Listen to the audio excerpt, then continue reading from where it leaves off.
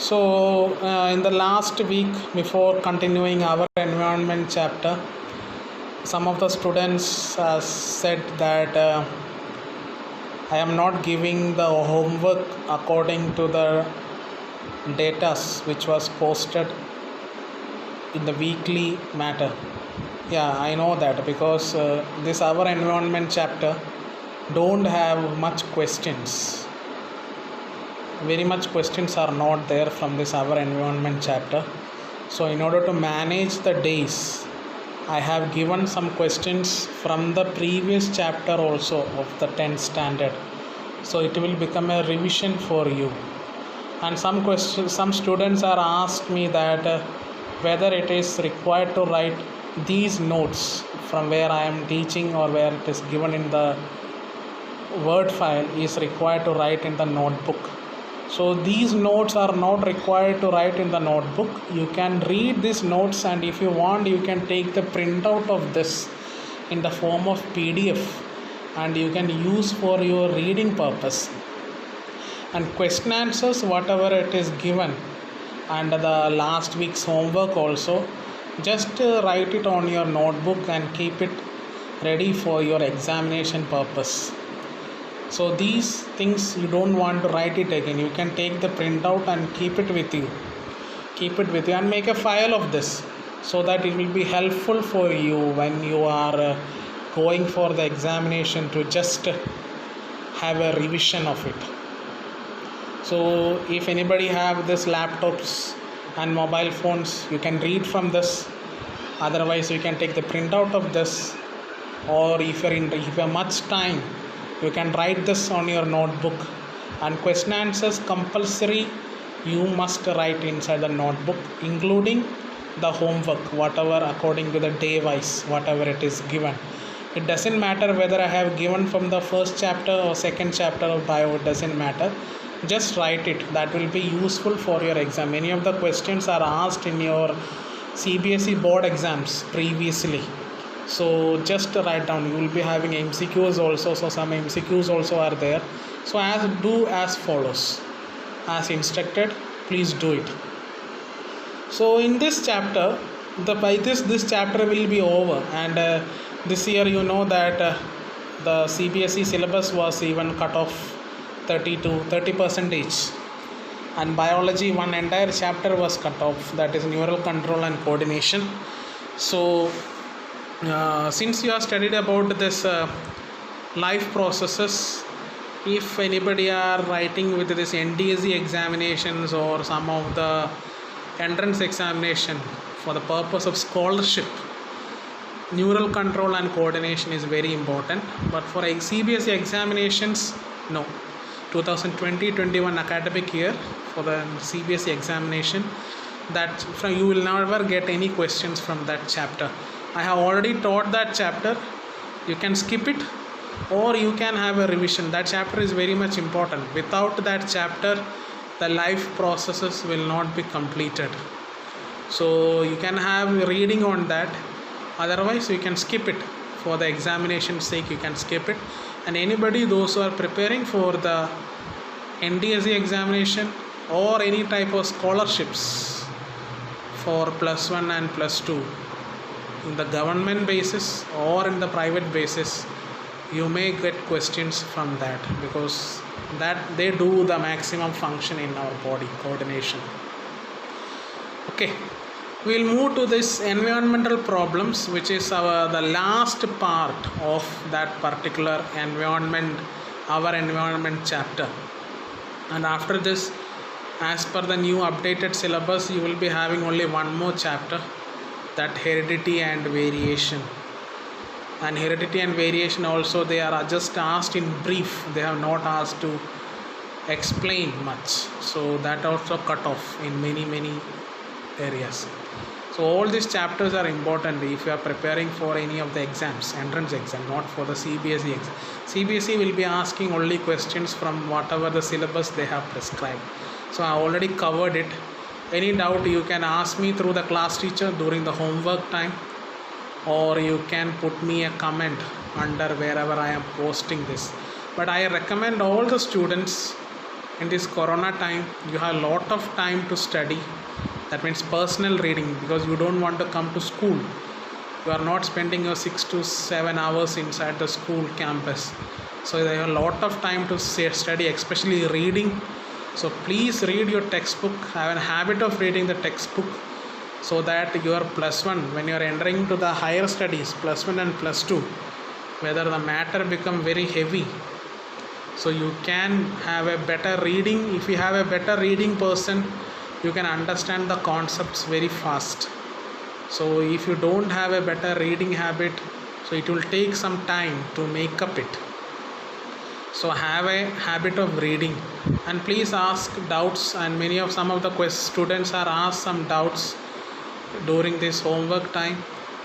I'm really thankful for that. You must have doubts, you have to ask doubt.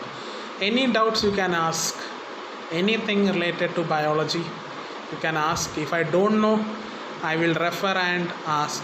So just to mention it, some of them last year time they have asked about something about NADP, NADPH, etc. So just mention it, whether it is from which part, on what basis you are asking. So sometime last year somebody has asked NAD, or I don't remember that, NAD or NADPH. So I just asked them whether it is from the photosynthesis point of view, or somebody has asked about Rubisco's enzyme, RUBP, RUP, RUBP. So just mention it so that my answering will be very easy. And if I don't know, so my reference, I can refer it also very fast. Okay, so main environmental problems that we are facing. So the biggest environmental threats we are facing, the major one. So there are almost 17 major environmental threats we are facing, and in your CBSE book they have just mentioned about what our wastes are doing, and whatever these chemicals are doing, air pollution, ozone depletion, little bit of global warming, like that they have gone. So the biggest environmental threats what we are facing that damages our ecosystem and our environment, there are 17. So 17th one, the last one, the least common, is a genetic modification of crops. 16 the waste production, 15 is a population growth, water pollution, deforestation, urban sprawl, overfishing, acid rain, ozone layer depletion, which is already mentioned in your NCERT textbook, ocean acidification, air pollution, it is there, lowered biodiversity, endangered species and all, you are studied in 8th. Nitrogen cycle, then inside this nitrogen cycle we are having this bioaccumulation and biomagnification, another just mentioned in your CBSE. 4th is natural resources, using of natural resources, transportation, polar ice cap, and climate change. And some of the measure what the India government has taken towards to control the pollution. It is not, we don't have the full thing, measures whatever it has taken. We have taken only few, the best, which is most can be seen in our surrounding areas. Instead of that, there are many programs the government of India is running with to control the pollution. So the term environmental pollution or environment means environmental problems, mainly big thing is pollution. And if somebody is asking how to define pollution, if the physiological and the chemical component or chemical basis of a particular biological thing is changed, we can call it as pollution. That means physiologically it has changed and chemically it has changed. For example, if you are taking air pollution, so when carbon dioxide is expelled out or carbon monoxide is expelled out, it will chemically deplete the content of oxygen, and because of that we will get this smoke and other things that physically we will experience it. So those particular change, chemical and physical change, or chemically and physically a biological component is altered, we can call it as an pollution. So the biggest environmental pollutions or environmental problems, the first thing is genetic modification of crops. Actually, it is not the last one. In coming years, it will become maybe the third or the fourth major issue we are facing, because now we have more crops and more food products in our market which is genetically modified. That means the genes are changed. And one of the best example in Haryana, since Haryana produces the maximum cotton production is there, we have one among the cotton which is known as BT cotton. It is genetically modified. That is in the crop line. And another line, when we come to the vegetables, we have brinjal, otherwise BT brinjal, the big brinjal, big one, very big brinjal that is found in the market. It is genetically modified. So nobody knows that genetically modified means the genes, natural genes are changed.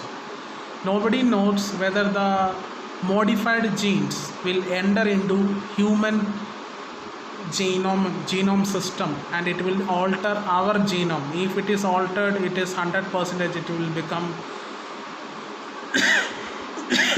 become a mutation, and which may lead to the evolving of new species.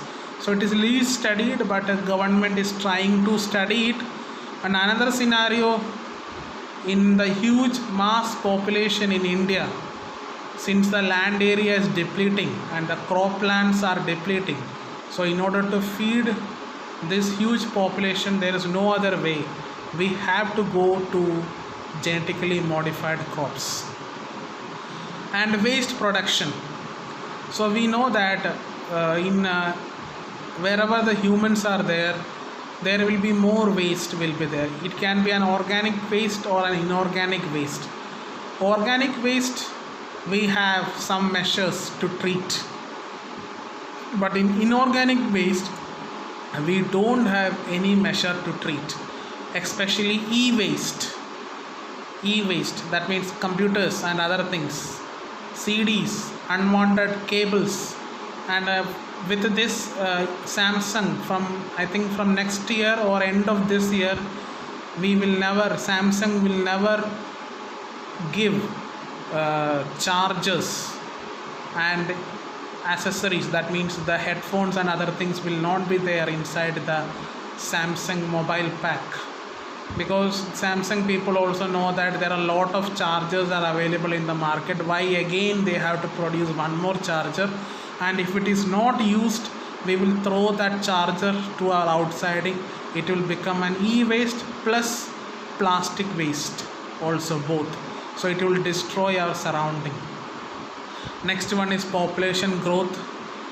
So in India, we are the second largest in population, and we are expecting by 2024 or 25 we will be entering into the world's number one in the population. That means we will surpass China for this. So our expecting rate of population globally, not in India, now globally it is 1.13% population growth is there.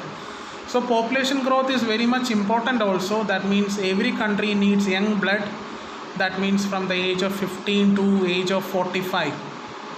They need young blood. That means they will be very good in production and in manpower they can be used. But if there are more young blood also, it is a problem, because there will be lack of space for living. So these young persons, they will be undergoing the process of marriage, and they will also give next generation. Plus, in order to give sufficient, in order to meet the necessity of the young blood, that is employment, that is also become a very big issue. So the population growth is a big issue. And in water pollution, that means whatever the wastewater, throwing of plastics, agriculture waste, industrial waste, we are dumping into waste. into this water.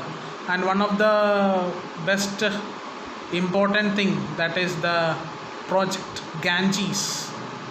That means recover river Ganga from the waste production. So on that basis, in UP they are closed many of the leather factories because they are using many of the chemicals to treat leather, and that waste will be open to the river Ganges. So river Ganges is polluted much, and you know that according to Hindu traditions, the dead bodies will be burned on the side of Ganges, and these dead bodies will be thrown to the river Ganges. So that also will cause pollution. So on this basis, government has already started river Ganges project, and many of these areas like Haridwar and all now become slowly cleaned, and the Ganga is overcoming pollution. Next one is deforestation. Deforestation means cutting of trees, and you know that Amazon rainforest and the tropical forest in India are cut off. When forests are cut, there will be increase in carbon dioxide. When there is increase in carbon dioxide, global warming will be increased. So when the carbon dioxide is present, some other harmful gases also will be present inside that, which will leads to greenhouse effect. That means increasing the earth's surface temperature. The average temperature of the earth is somewhere around 17 to 20 degrees Celsius. That 17 to 20 degrees Celsius will increase when these greenhouse gas emissions are more. Then urban sprawling, that means more cities are coming up. Villages are destroyed, villages are gone, and more cities are coming up. So if villages are there, there will be more natural things are there, there will be more agriculture, there will be more peaceful life, fresh air. But when more urban cities like Gurgaon and Delhi, when they're coming up, you know that when you are living in Gurgaon and Delhi, all of the maximum of the people, they are having breathing problem and other side effects. It is because of air pollution. And how this air pollution? Because more vehicles, more factories. Now factories are out from the urban areas, but more vehicles are there. Then overfishing.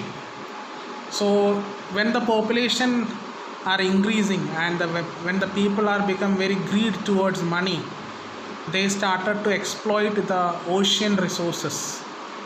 So almost they are saying that 65 to 70% of the global fish stock has depleted because of overfishing, and many of the governments are trying, even India government are also trying to protect the species of fishes at least during their breeding season. That means from June to August it is not possible to fish in the Indian waters during the time of monsoon, because that is a time where the fishes are spawning. That means they will lay eggs and the spawning takes place and the next generation will come.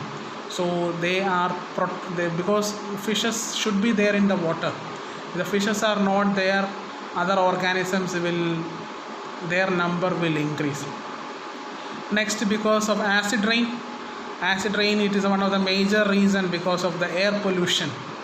So if the acid rains are there, that means the water will become the less in pH. So when it fall down on the living organisms and on some of the sculptures and some of the stupas present in India or anywhere on the world, they will degrade off. Next is ozone depletion. This ozone depletion is also because of the reason of overuse of chlorofluorocarbons and bromine compounds that is present. And ozone is a layer that is present over the stratosphere area, and this ozone is protecting this earth from UVA and B rays that is coming from the sun, in which UVB is more dangerous, which causes skin cancer, and UVA is sometimes it is used for the production of vitamin D, so it is not much problematic. So you know that ozone is made up of O3, and whenever these UV rays, whenever these chemicals are liberated to this whenever it reaches to the stratosphere, the ozone layer, this CFC will react with O3 and one naive oxygen will form. When that structure of O3 is disturbed, we will get ozone layer inside that. When this ozone layer is present, UVA and UVB rays will enter into that. And because of this reason, we are having southern hemisphere. By 2000s, we have found a ozone layer almost the size of North America, if my memory is correct. And now, because of the measures what is taken by the governments and United Nations by 1997 and 1986 and 1987, the size of that ozone layer, hole in the ozone layer, is shrinking. So this is according to 2019 report. Next is ocean acidification. This ocean acidification is because of the mixing of more carbon dioxide and chemicals. So the acidity of oxygen is increasing more than 150 times. So this will lead to the depletion of many of the aquatic life forms, including plants and fishes. So if the plants or fishes are gone, so for example algae are gone from oceans, then there will be no fixing of oxygen, photosynthesis, so there will be depletion of oxygen. So people are trying to protect this marine ecosystem.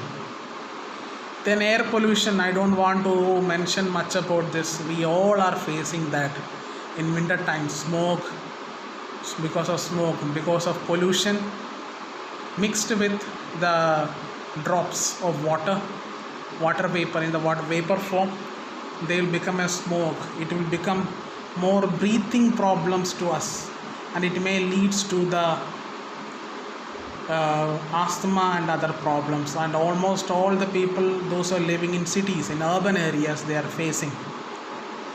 And lowered biodiversity because of over pollution, cutting of trees, water pollution, air pollution. The number of species are under threat. They said that almost 60% of amphibians are in threat and 40% of mammals are in threat, and almost 50% of animals are extinct. That means which includes mammals, amphibians, reptiles, all together 50% is extinct. So it is not possible to recover them. So whatever the balance is present, government is trying to protect them. Then nitrogen cycle. So mostly we will be discussing only about the carbon cycle because of carbon dioxide, but the nitrogen cycle, the amount of nitrogen is also increasing inside the earth system. So because of the man-made fertilizers. So on this basis, there are mainly two terms are there. One is known as bioaccumulation, another is known as biomagnification. Bioaccumulation means the concentration of these nitrogenous products are increasing in each and every trophic level. That means the smallest organism, that means the smaller level to the higher level, these nitrogenous sources can be seen. And when it is reaching to the top, since majority of the organisms on the higher line of the pyramid is of man and whales, etc., so there will be, and they are all made up of tissues, and each and every tissues, these nitrogenous sources will go and deposit. So there will be more nitrogen content will be there inside the humans, that means which is coming at the top of the food chain. That is known as biomagnification. Bioaccumulation means the concentration of this particular accumulated nitrogenous sources are increasing inside each and every organism, which is through biomagnification. These are the two terms that is in level. that is in related to this nitrogenous cycle, and it will come even in the water pollution also, it will come even in the air pollution also.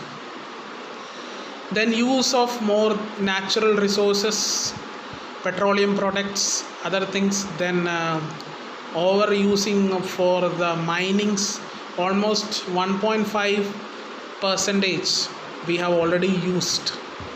So they are saying that by 2030 it will be extinct. Then transportation, we are using this fossil fuels and we are emitting out gases. This emission of gases will increase the greenhouse effects, and when these greenhouse effects are coming, polar ice caps are melting off, so the sea level will increase, and this sea level, because of the transportation and the depletion of ozone layer, deforestation, the weather is changing, and the change in the weather will